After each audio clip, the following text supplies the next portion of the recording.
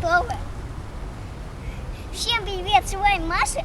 Сегодня я покажу, как походить самолет и гусеницу. Это же для взрослых и маленьких.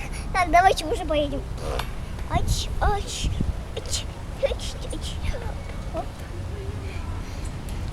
Ты рассказывай что-нибудь. Так, ну не.